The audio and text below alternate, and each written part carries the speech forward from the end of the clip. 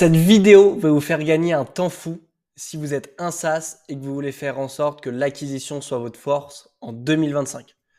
Bonjour à toutes et à tous. Dans cette vidéo, je vais vous présenter la stratégie outbound que je mettrais en place si j'étais un SaaS, ce que je ferais en 2025.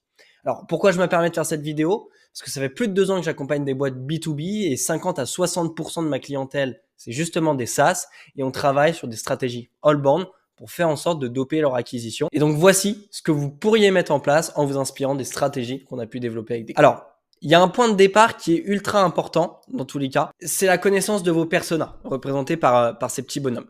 Grosso modo, il y a 2 options. Soit vous connaissez très bien votre marché, et donc vous connaissez très bien vos personas, vous savez à qui vous adressez, pourquoi, quelles sont leurs problématiques, quelles sont les propositions de valeur qui fonctionnent auprès d'eux. Et dans ce cas-là, vous pouvez commencer à aller faire de l'acquisition outbound. Soit vous n'êtes pas encore suffisamment au courant, vous êtes trop early stage, vous avez juste peut-être développé un premier POC ou une première version de votre SaaS, et aujourd'hui vous cherchez à vérifier une certaine traction et à aller affiner votre persona et votre ICP type. À ce moment-là, il y a différentes options qui se présentent à vous. Il y a notamment le fait de faire des ITW, donc des interviews, intégrer certains groupes Slack, Discord, Facebook, n'importe quoi, où il y a votre persona potentiel qui est dedans pour venir interagir avec lui, intégrer des groupes business. Bref, aller discuter, échanger avec ce que vous supposez être votre persona pour vérifier les problématiques supposées que vous avez et voir si les propositions de valeur que vous proposez sont intéressantes. Ça vous permet d'affiner votre persona et votre ICP et aussi d'affiner votre roadmap de développement de features pour votre produit en fonction des éléments qui ressortent le plus souvent. Bon, ça, c'est pas vraiment sur de l'acquisition, c'est plus sur de la stratégie de développement, mais c'est un point essentiel pour ensuite entamer l'acquisition comme il faut. En partant du principe que vous connaissez très bien votre persona, votre ICP, à ce moment-là, l'outbound, moi, je le constitue à travers 3 piliers. L'outbound, donc le fait d'aller chercher des personnes. L'inbound, le fait d'avoir des personnes qui viennent à moi. Et du referral, le fait de travailler sur de l'existant, donc des personnes qui sont déjà clientes, des personnes avec qui vous interagissez déjà. Ok ? Donc pour l'outbound, ça consiste à mettre en place une outreach machine, une forme de sales machine. Une sales machine, c'est quoi? C'est les outils que vous allez utiliser, les interactions entre les outils et les process et méthodes qui vont être appliqués par toute la team.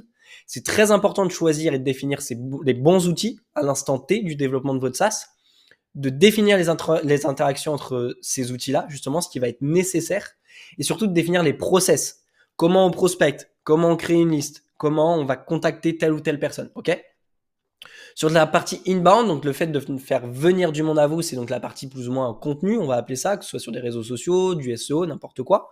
Là encore, l'important, c'est les sujets à traiter, les outils de diffusion que vous allez utiliser, les différents réseaux sociaux, le SEO, le blog, n'importe quoi. Et puis la stratégie globale, qu'est-ce que vous voulez dire, d'accord ? Le referral, à ce moment-là, c'est mettre en place aussi une stratégie de referral. C'est quels outils vous allez utiliser pour doper votre referral et surtout les différents workflows d'activation que vous allez faire auprès de vos clients existants ou des personnes qui utilisent déjà votre outil, même sur un plan free. Comment vous pouvez mettre en place un système de referral qui soit pertinent pour votre SaaS. Ok ? Alors on va commencer tout de suite par la partie outbound. L'outbound, ça va se définir sur 2 gros volets. Le premier, c'est l'infrastructure. Définir votre infrastructure, c'est primordial, d'accord ? Et en fait, votre infrastructure, elle doit s'adapter aux stratégies que vous avez définies en amont sur l'outbound. Je vous donne un exemple tout bête. Imaginons que vous êtes un SaaS qui êtes les créateurs de contenu à booster leur productivité sur la création de contenu. À ce moment-là, vous avez dû choisir votre cible et les différents canaux sur lesquels les toucher. Okay ? Et en fonction de ça, il va avoir une infrastructure dédiée à faire. Si un de vos canaux, c'est l'emailing, vous devez mettre en place une infrastructure Gmail. Donc là, grosso modo, ce que je vous représente, c'est le fait d'aller acheter des adresses mail, nom de domaine Outlook, Gmail sur d'autres providers pour avoir un pool d'adresses mail que vous pouvez utiliser, que vous allez ensuite mettre à chauffer. Vous allez faire le setup DNS, donc tout ce qui est DKIM, SPF, démarque, etc. C'est pas l'objet de la vidéo, mais je l'ai traité sur d'autres vidéos au sein de ma chaîne que vous pouvez aller trouver. Et pouvoir mettre en place ce qu'on appelle du provider matching, c'est donc envoyer des emails sur des adresses mail Outlook via vos adresses mail Outlook, Gmail sur Gmail et Other Provider sur Other Provider. Okay ? Donc ça, c'est typiquement une infrastructure. Pour déterminer le nombre d'emails nécessaires, ce que vous pouvez faire, c'est déjà soit analyser grosso modo le taux de conversion que vous avez fait, c'est-à-dire le nombre de personnes que vous contactez pour avoir un rendez-vous, fois du coup le nombre de rendez-vous que vous avez envie en matière d'objectifs, on va dire. Soit si vous n'avez pas d'analytics sur ça, c'est partir peut-être sur un volume de 500 à 1000 personnes par mois minimum pour justement aller tirer vos premières analyses et ensuite pouvoir déterminer pour les prochains mois exactement votre booking rate. Autre option, si vous faites du LinkedIn, c'est déterminer le nombre de comptes LinkedIn dont vous allez avoir besoin. D'accord? Est-ce qu'il y a que le LinkedIn du fondateur? Est-ce que vous êtes des cofondateurs dans ce cas-là, plusieurs comptes LinkedIn? Est-ce qu'il y a aussi les comptes LinkedIn des personnes qui travaillent au sein de la société pour développer le SaaS? Est-ce que vous allez faire de la location de profil LinkedIn? Bref, en fonction du volume que vous avez envie de mettre sur LinkedIn, que ce soit d'ailleurs pour la créa de contenu, mais aussi pour la prospection, et bah, à ce moment-là, il faut développer et déployer plusieurs comptes LinkedIn. Ok? Et sur ces comptes, il faut faire du branding pour avoir une image de marque qui soit forte, qu'on se dise pas, ok, c'est un compte random sorti de nulle part, et alimenter les profils, notamment avec du contenu, des interactions pour, pareil, crédibiliser au mieux le profil. Tout ça, c'est un objectif, c'est que si la personne, au moment où vous prospectez, que ce soit par mail ou par LinkedIn, décide d'aller voir ce profil-là, et puis se dire, ok, c'est réellement quelqu'un qui existe, c'est quelqu'un qui a de la bouteille, qui sait ce qu'il raconte, qui est pertinent, qui a de l'attraction, etc. Un autre exemple que je vous donne, c'est sur la partie phoning. Bon, bah, si vous décidez d'intégrer du call sur votre infrastructure de prospection, à ce moment-là, il faut acheter des numéros de téléphone pour avoir suffisamment de numéros de téléphone utilisables pour faire de la prospection, notamment peut-être par SMS, par WhatsApp, et puis fournir suffisamment de numéros de téléphone pour vos différents sales. Ok? Ça, c'est 3 exemples d'infrastructures, une email, une LinkedIn, une phoning, mais il pourrait y avoir aussi d'autres infrastructures en fonction de ce que vous voulez déployer. Typiquement, il y a quelque chose que j'ai pas mentionné, mais tout ça, ça vous permet de faire de la prospection dite à froid. Maintenant, l'idée, c'est aussi potentiellement de se dire que vous n'allez pas convertir 100% des personnes que vous allez contacter là-dedans. Pourtant, 100% des personnes ne seront pas contre votre service. Donc, il y a tout un sujet de nurturing à venir mettre en place derrière. Donc, vous pourriez aussi avoir votre infrastructure pour de l'email marketing, de la newsletter, ce genre de choses pour aller travailler votre bassin d'audience. Ok? Ensuite, en fonction de votre infrastructure, il y a les équipements qui vont être nécessaires. C'est-à-dire que, ok, j'ai une infrastructure, mais comment j'utilise cette infrastructure-là? Si je veux faire de l'emailing, il me faut des personnes à contacter et des adresses mail. Si je veux faire du LinkedIn, il me faut des personnes à contacter et des profils LinkedIn. Et pour du phoning, il me faut des numéros de téléphone et des personnes à contacter. Donc, comment je vais chercher tout ça? Donc, c'est à ce moment-là que la partie équipement rentre en jeu. Typiquement, il va vous falloir des outils de sourcing. Alors, j'en cite quelques-uns, mais pour déterminer un bon outil de sourcing, il faut déterminer qui vous visez, dans quelle région, d'accord? Ça vous permet justement de trier typiquement un Sales Navigator pour des personnes qui sont sur LinkedIn, Faro pour des sociétés françaises, Apollo plus pour de l'international, du Starlead pour des e-commerce, du Crunchbase peut-être pour des personnes, des boîtes qui ont levé des fonds ou des boîtes un peu plus tech typiquement. J'ai mis quelques outils, mais c'est un exemple. Ensuite, il vous faut des outils d'enrichissement pour aller chercher les données que vous souhaitez. Mais la question, c'est de quelles données j'ai besoin, où est-ce que je peux la trouver. Donc, on peut avoir des outils typiques qui vont vous donner de l'adresse mail, du numéro de téléphone, comme du Full Enrich ou du Pronto. On peut avoir des outils comme Apify, qui vont nous permettre d'aller récupérer d'autres données intéressantes sur une boîte à propos du contenu qu'ils peuvent proposer, à propos de leur site web, n'importe quoi, ou un outil de scrapping type Browserflow qui nous permet d'aller scraper différentes pages web pour aller chercher des informations complémentaires. De ça, il vous faut un outil de diffusion justement pour envoyer vos messages. Donc là, c'est pareil. Qu'est-ce que je vais envoyer? Comment? Quel canal je vais utiliser? Typiquement, si vous voulez faire du multicanal, Lemlist, c'est plutôt bien. Ça vous permet d'envoyer des mails et des messages LinkedIn dans une même séquence. Smartlead que pour de l'email, Airreach que pour du LinkedIn. Bref. Encore, il y a une question de volume, il y a une question d'enjeu que vous avez, de prix que vous pouvez allouer, mais c'est des exemples d'outils. Il vous faut des outils de gestion de la data, c'est-à-dire grosso modo des CRM. Qu'est-ce que vous voulez faire avec votre data? Quelles sont les actions que vous voulez enclencher derrière? Est-ce que vous avez besoin d'un CRM plus marketing, HubSpot, d'un CRM plus sales, Salesforce, d'un CRM plus social selling, breakcall? Bref, il y a plein de questions comme ça à se poser. Et puis derrière, c'est ce que j'appelle les outils must to have, c'est-à-dire c'est pas des outils qui sont essentiels, mais c'est des outils qui sont intéressants à avoir. Typiquement, est-ce que je peux aller chercher plus de performance avec? Est-ce que je peux me différencier? On a des outils d'orchestration comme Clay, des outils d'intent data comme Common Room, des outils d'automatisation comme Make, ou des outils par exemple pour faire la prospection vidéo comme SenseSpark. J'ai mis 4 exemples. Il y a une multitude d'outils qui peuvent être intéressants, et c'est pour vous donner une idée. Donc en fait, votre infrastructure qui est déterminée par vos objectifs va permettre de déterminer les équipements que vous allez devoir prendre derrière. Ok? Et ce qui est important, c'est de comprendre que tous ces outils-là, tous ces équipements, il y a des interactions mutuelles qui sont faites ensemble. L'idée, c'est d'automatiser le plus d'étapes, donc le plus d'interactions entre ces outils, les uns à la suite des autres. Ok? Ça, c'est sur la partie outbound. Ok? Donc, c'est comment concrètement est-ce que je peux me dire, ok, j'ai un objectif et j'arrive à constituer une stack qui est performante. Sur la partie inbound, il y a une partie hyper stratégique et importante. Il y a donc une partie contenu. L'inbound, c'est le fait de créer du contenu pour qu'il y ait des personnes qui viennent à vous, d'accord?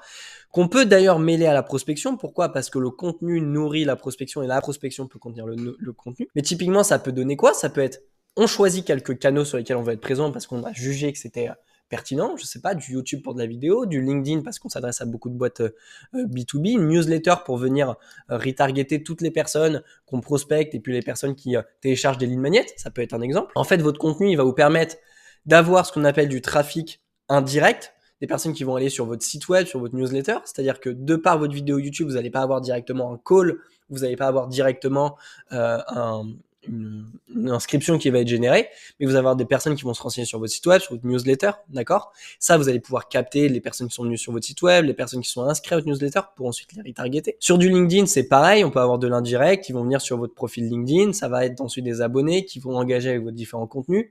Pareil pour la newsletter, etc. Et puis vous allez avoir surtout aussi du contenu direct, typiquement de la prise de rendez-vous, ou si vous êtes un peu sur une stratégie type PLG, Product-led Growth, où vous voulez grossir de par l'utilisation de votre produit, à ce moment-là, vous mettez un free trial. Donc, typiquement, une personne qui regarde votre vidéo YouTube se dit « Ah, ben tiens, ce SaaS, il est hyper intéressant pour moi. Bim, je teste un free trial de 7 jours. Ça me permet de tester l'outil. Vous captez de la data et vous faites rentrer du monde comme ça. » Pareil sur LinkedIn, pareil sur la newsletter. Là, j'ai mis 3 supports différents, d'accord? Mais on pourrait avoir autre chose. On pourrait avoir du SEO via votre site web. Effectivement, il y a l'aspect newsletter. On pourrait avoir d'autres réseaux. On pourrait avoir du TikTok, du Instagram. Tout dépend, bien évidemment, de la cible que vous visez et de ce que vous voulez leur amener, mais tout ça, c'est déterminé en amont dans votre partie stratégie. De là, pareil, on a une forme d'équipement nécessaire Typiquement, on va avoir des outils qui vont peut-être nous aider pour de la création de contenu, comme Canva, comme SumMagic, qui permet de faire des réels et des shorts, comme Redactai, qui permet de rédiger des posts. Est-ce qu'on va avoir besoin notamment de rédiger des articles SEO qui vont devoir ranker, donc peut-être là utiliser SEMrush. Est-ce qu'on va avoir besoin de copier des stratégies d'autres créateurs performants? Donc à ce moment-là, on peut aller sur Favicon, etc. Bref, tout ça, ça vous permet, en fonction de votre stratégie, de déterminer les outils dont vous avez besoin, tout simplement. Donc ça, c'était pour la partie inbound. Et pour la partie notamment referral, qui peut être aussi très intéressante, c'est de se dire, ok, grosso modo, sur mon SaaS, moi, mon but, c'est de faire venir, on va peut-être avoir, là, c'est une simulation de la vie d'un utilisateur sur votre SaaS, mais peut-être qu'il va rentrer sur un free trial qui va durer 2 semaines, 14 jours. À ce moment-là, il va peut-être pouvoir passer en paid user. Pour ça, il faut qu'il y ait un wow effect ou du moins une vraie solution. Donc, c'est-à-dire qu'il va sur votre SaaS gratuitement, il teste, il résout une vraie problématique, il se dit, OK, ça vaut le coup de payer 20, 30, 50, 100 euros par mois, n'importe. Et à ce moment-là, il passe en user payant. Une fois qu'il est en user payant, là, l'idée, c'est potentiellement de venir traquer son utilisation, les différents services qu'il utilise le plus, etc.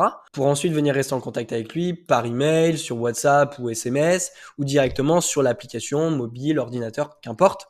L'idée, c'est de pouvoir rester en contact avec lui et par exemple lui faire de la demande d'avis qui va vous permettre de booster une forme de recommandation produit et de venir faire de la réassurance sur de potentiels nouveaux inscrits. Et puis par exemple de mettre en place aussi de l'affiliation, typiquement avec Redditus, qui permet à un de vos users, s'il amène quelqu'un d'autre à s'inscrire, d'avoir soit une réduction sur son forfait, soit tout simplement de se voir rétribuer une partie du montant qui a été généré par le nouvel abonné, etc. Tout ça, ça vous permet en fait de maintenir notamment du lien avec vos clients actuels et de pouvoir aussi booster le referral, donc le fait que vos clients actuels parlent de votre produit et parlent de votre produit avec d'autres personnes. Là, j'ai mis 2 exemples, mais on peut se creuser la tête pour aller chercher plein d'autres éléments. Alors, j'ai volontairement pas parlé de référencement naturel, de paid, qui peuvent être d'autres stratégies. Là, on est vraiment sur de l'outbound. Mais en fait, si vous combinez ces 3 éléments-là, ils vont tous les 3 se nourrir des autres et tout ça, ça vous permet d'aller chercher beaucoup de perfs en acquisition. Pourquoi? Parce que du coup, en outbound, vous aurez une stratégie précise, d'accord? Donc, une infrastructure qui va tenir la route et des équipements qui vont permettre de performer. Okay. Pour de l'inbound, là, pareil, vous allez avoir une stratégie précise et les équipements qui vont vous permettre de la mettre en place. Et pour le referral, vous allez suffisamment traquer ce qui va se passer sur votre SaaS, comment vos utilisateurs utilisent votre SaaS, et ensuite, du coup, pouvoir venir pousser le referral par le fait de laisser tout simplement un avis, et de pouvoir ensuite le diffuser sur d'autres supports, ou tout simplement le fait de mettre en place un programme d'affiliation qui va engager les personnes et vos clients actuels à ramener d'autres mondes. Voilà, c'est tout pour cette vidéo. Si aujourd'hui, typiquement, vous êtes un SaaS, que vous n'avez pas encore de structure d'acquisition d'outbound mise en place, ou vous avez mis en place des choses, mais que vous n'avez pas suffisamment de performance, je vous invite à réserver un call pendant lequel on va venir discuter ensemble de ce que vous faites, ce qui est plutôt bien, ce qui est moins bien, ou des idées potentielles qu'on pourrait avoir, d'accord? Et si on sent qu'il y a un bon fit et surtout c'est le bon moment pour vous, à ce moment-là, je vous présenterai les différents services qu'on peut proposer au sein de l'agence qui vont vous permettre de faire en sorte que l'acquisition soit votre fort en 2025, d'aller chercher toujours plus d'utilisateurs.